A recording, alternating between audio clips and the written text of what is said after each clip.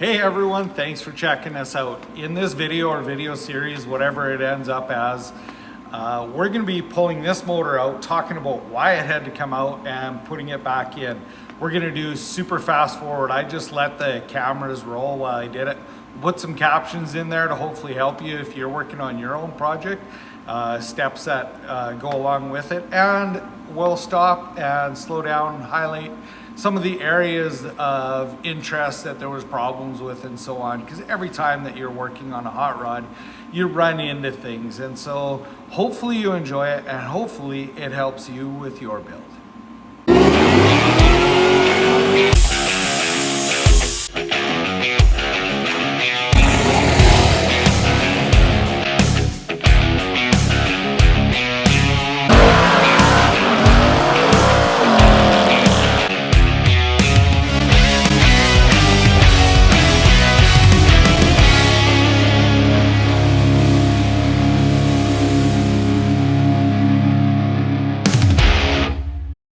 I get to work on plenty of them. This thing is beautiful. Once it's done, we will take a closer look at it finished when we're cruising down the road. But what's going on with this is, I don't know if you can see the oil all over this thing. So we fuel injected it a long time ago, hasn't barely driven it, and had some problems with this motor. It was a fresh motor, but all of these cylinders are absolutely gorgeous inside except for number one. It is pumping oil out. So motor is coming out and we are going to be sending it to the machine shop for them to take it apart and take a look at it.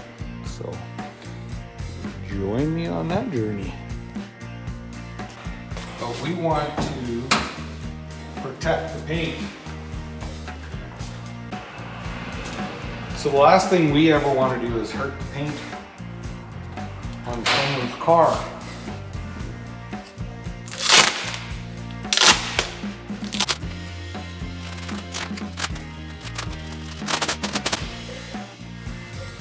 So I believe in fender covers and all that, but I definitely love crash wrap. It's very nice to have on a car. Make sure that we're not hurting any paint, chrome, anything like that. Easy to install.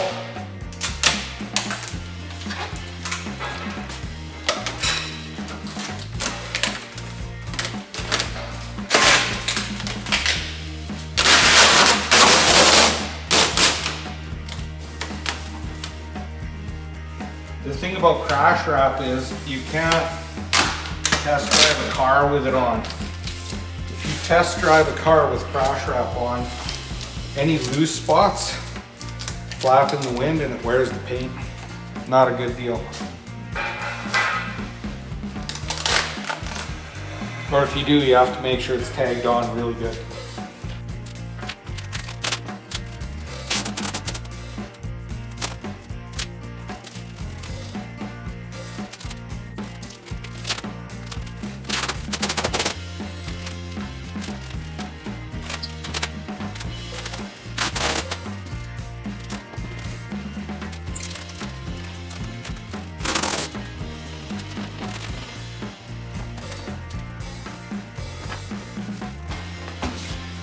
So before I put the crash wrap on, I like to make sure the car is really clean, wipe it down.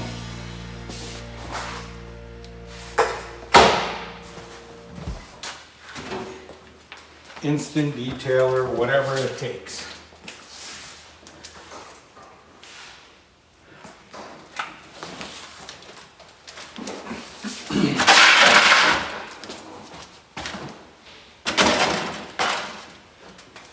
So doing a simple motor swap, there's things that you need to think about.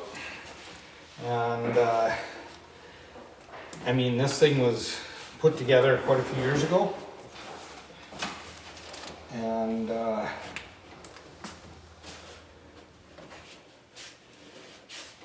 absolutely gorgeous car. So still got some heat in it. We're gonna make a little bit of a mess. But the antifreeze, do we need to change it? So I used test strips and tested the antifreeze, and the pH is good. And the strength of it is good, so we are not changing the antifreeze in this. That's a good thing. And so I am just draining the antifreeze into a clean bucket. So there's a few things in this car I'm not a big fan of. I hate the hose clamps on it, so I'm going to be changing those. So they just look sloppy. So when you're pulling the car apart, you're doing stuff like this, you definitely want to mark all that stuff down when you're starting on it. So I have a work order on the bench, and that is going to be marked on it.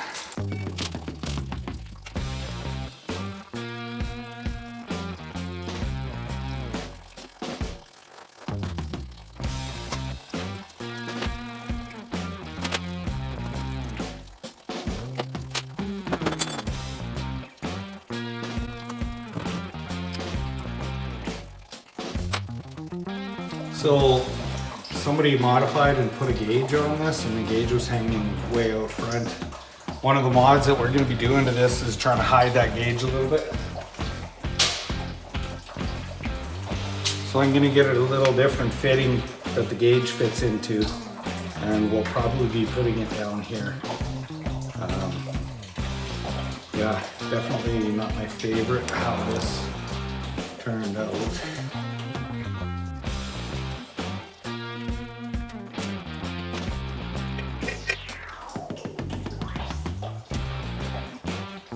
That'll look a little neater, so I'll see what kind of fitting we can get, or I probably have the fitting here that we can put the gauge there instead of hanging it out here. Just make it a little neater. So we'll figure that out. I got a basic of what I'm going to do with that.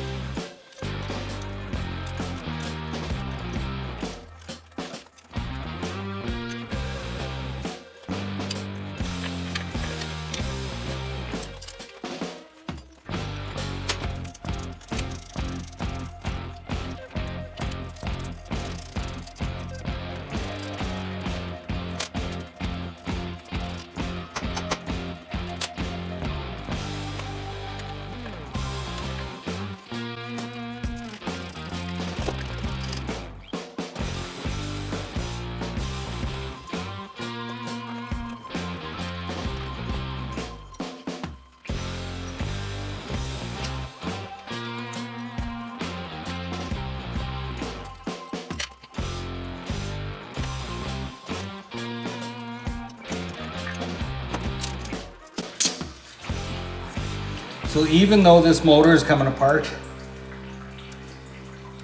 you want to make sure that you, when you have, on this case, the throttle body or carburetor off, you want to make sure that you don't drop stuff down the intake manifold.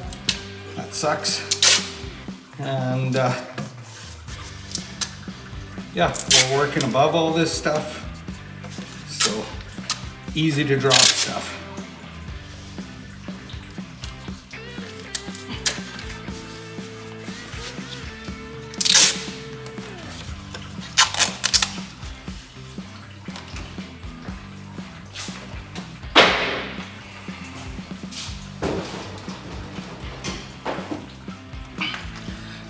So this has a standard Chevy firing order, 184-36572. So I don't need to worry about it.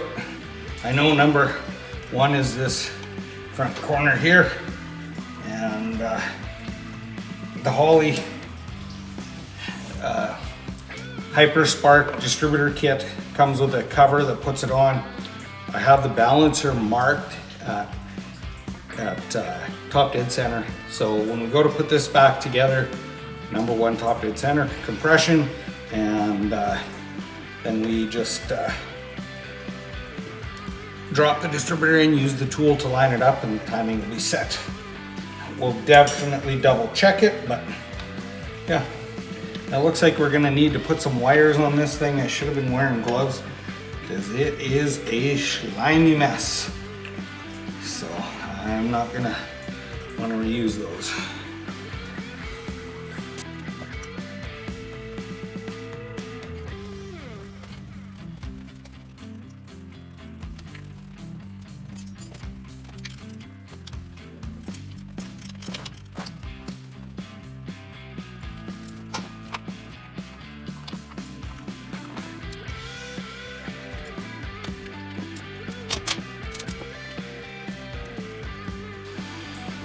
Pretty oily back there, so this tape is kind of a waste of time.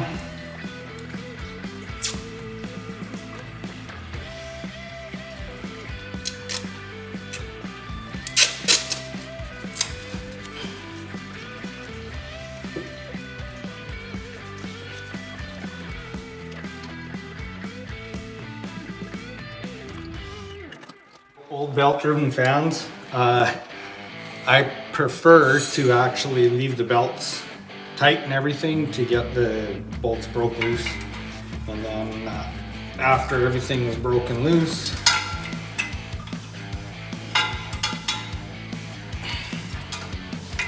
then you take the belts off.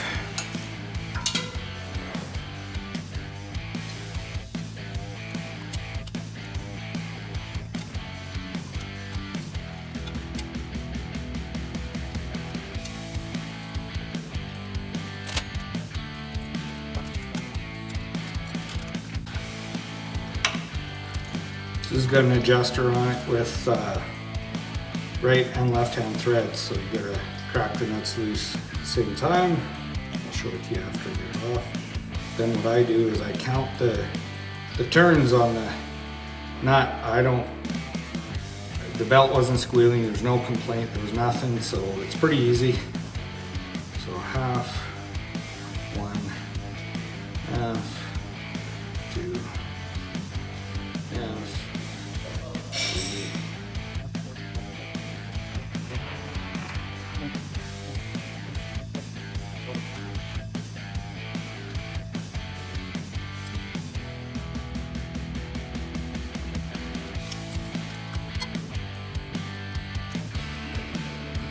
So this is the adjuster I was talking about. That's 12 and about an eighth-ish turns. So I'll write it on there with a felt marker.